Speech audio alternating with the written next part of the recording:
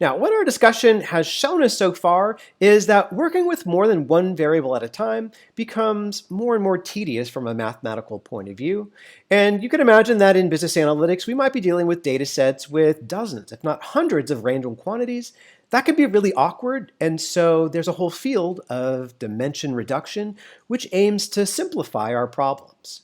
So how can we take a 100-dimensional problem, maybe 100 different random quantities we're interested in studying, and to make it a lot simpler, maybe can we represent that with maybe 2 or 3 random quantities instead? Can we do some sort of dimension reduction? Now, principal components is a way to sometimes achieve principal components is a way to achieve this dimension reduction and to vastly simplify the number of random quantities that we're dealing with. Now, we've all had practice doing this dimension reduction every time we look at a map.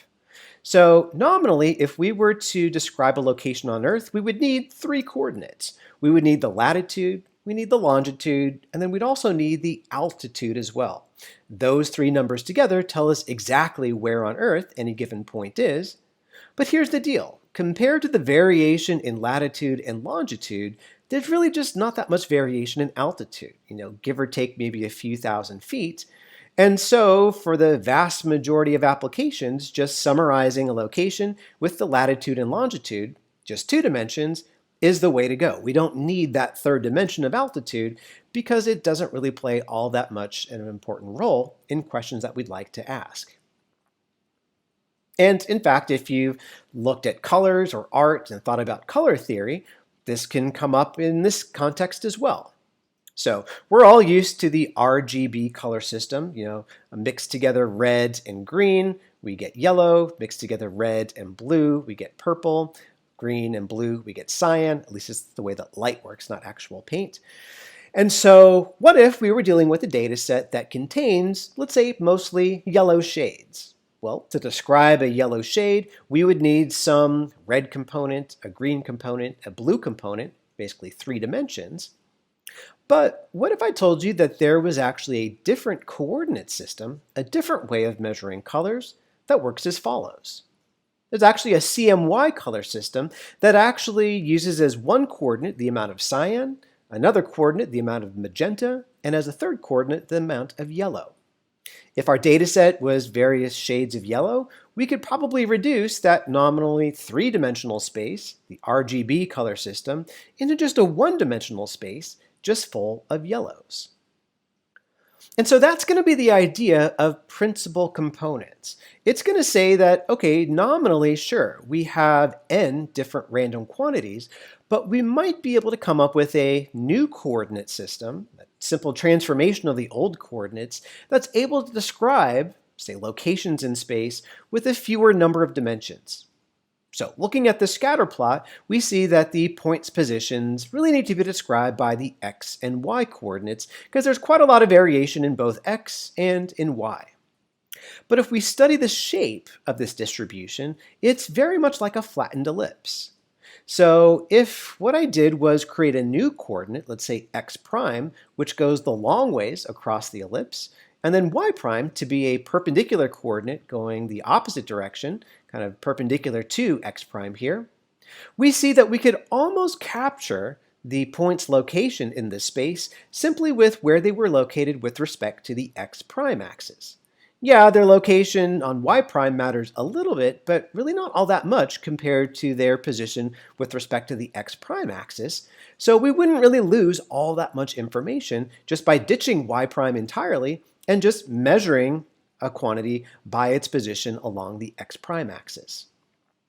And in fact, very often in multidimensional data sets, we're going to find this sort of phenomenon occur. Whereas nominally we might have, say, 10 different dimensions that we've recorded information on, maybe there's only enough variation in, say, 2 or 3 dimensions that we can construct, then we can just project it down to that lower dimensional space and forget about the rest. So for example, here I have a collection of 3 random quantities, x1, x2, and x3, but there is a special structure, a special relationship going on between these 3 random quantities, where the placements of those points are more or less just along some sort of diagonal line in this 3-dimensional space. Maybe what I could do is to replace those three coordinates x1, x2, and x3 with a new x1 prime coordinate that traverse diagonally across that space and just represent a point's location with respect to that x1 prime axis. We can translate the three-dimensional problem into a one-dimensional problem, which makes our lives a lot simpler. Another example, again, nominally we have three different random quantities, x1, x2, and x3, but exploring that three-dimensional space, it looks like that there's a relationship going on between those quantities such that almost all the points are falling more or less on a very flat plane. There's a little bit of variation above and below that flat plane, but for the most part, I could probably take those three dimensions and just collapse it into two. Basically, where is it located on that flat plane? And so that's the job of principal components. It's going to go and figure out a new coordinate system so that we can ditch, hopefully, some of the coordinates that we started out with, some of those random quantities that we started out with.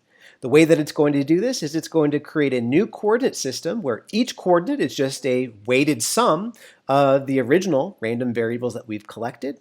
It's going to design the first coordinate of this new system such that the variation in values along that new coordinate is the biggest it can possibly be, kind of like this x prime coordinate right here. That's the most variable we can make the points kind of be in values of this new coordinate. The second coordinate is going to be the second coordinate that we can construct, a weighted sum of the random variables going into it, where it has the second most variation. The third coordinate would be the third most variation, etc.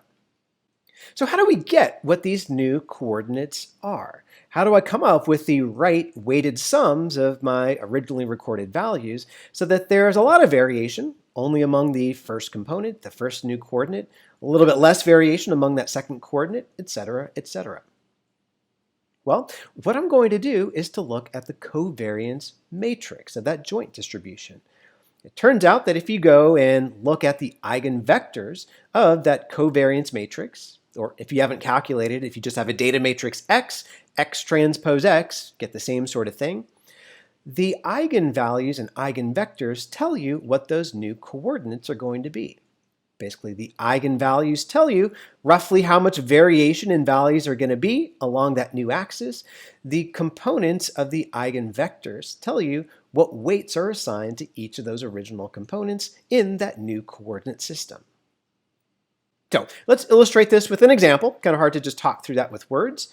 There's a data set that talks about the circumferences of various body measurements. So wrist circumference, neck circumference, chest circumference, etc. And as you can imagine, there's a lot of redundant information flying around. Any variable is pretty highly correlated with other variables here. Neck circumference is pretty highly correlated with chest circumference pretty highly correlated with abdomen circumference as well.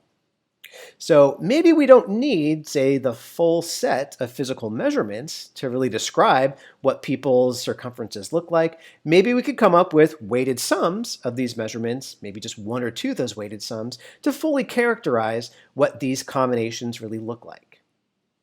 So we can ask R to do a principal components analysis for us, and we can ask, all right, so under this new coordinate system, how much variability do I actually see?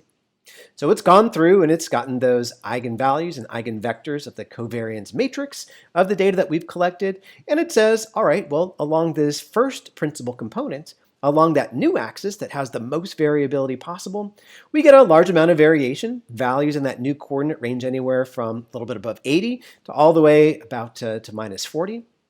The second principal coordinate, the new coordinate with the second most variation, we get values under that new coordinate system ranging between about minus 10 to 10, and it just goes down smaller and smaller and smaller from there. So while we've started out with 10 different random quantities here, 10 different physical measurements, it might be the case that we can get away with maybe just a couple. One way to look at this is to look to see, well, how much of the variation in the data values is explained when we translate this into just the first principal component, the first two, the first three, etc. If we get a summary of that principal component analysis, we can look in the row for proportion of variance, and it lets us know roughly how much variation in the original data set can be reproduced if we just restrict ourselves to this number of principal components. So if we go and look at the proportion of variance in the cumulative proportion, let's say out to the third principal component, we see that 95.3% of the variation in the original 10 coordinates can be basically recharacterized or reproduced by the variation along the first three principal components. That's pretty good. It's like being able to reproduce essentially 95% of that individual's location in that 10-dimensional space using this new 3-dimensional space. And so maybe we can make the problem simpler. Maybe we can project that 10-dimensional space down to 3 dimensions, or if we're happy losing a little bit more information about where an individual really is, if we use just the first two principal components, we can reproduce about 92% of the total variation in those 10 dimensions just using those two new coordinates. So what actually went into these new coordinates? Well, we can ask for, well, what were the weights of those 10 originally recorded variables that make up the first principal component, the second principal component, etc.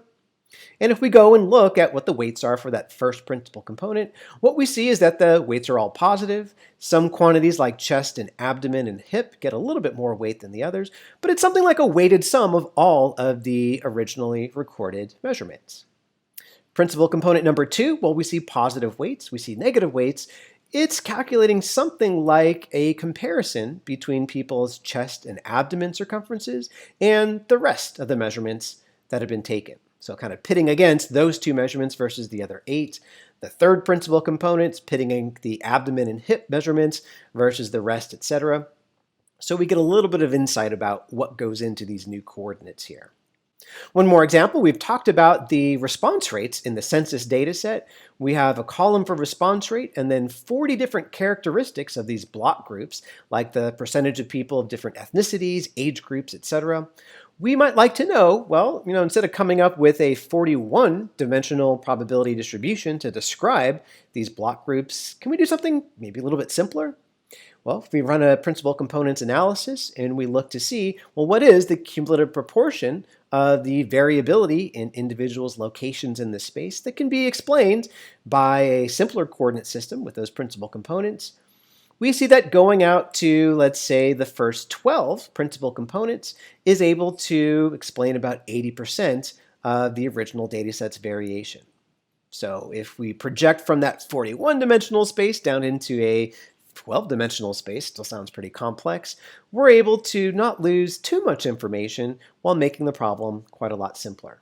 So principal components is really a great hero when we want to simplify our problem and our data looks to be well described by a multivariate normal distribution. Don't go blindly applying principal components to just any arbitrary data set. Principal components really only works when that joint distribution of all your random quantities really is well described by a multivariate normal. There's some tests, there's some diagnostics that you can do to check that, mostly making scatter plots and just looking to see, well, does everything look like a flattened ellipse? You're probably good to go. But it is really a great savior in simplifying a vastly high-dimensional complex space with a much simpler coordinate system that's able to basically maintain roughly the same amount of information that we started out with. We lose a little bit, but makes the problem so much simpler that very often it's worth it.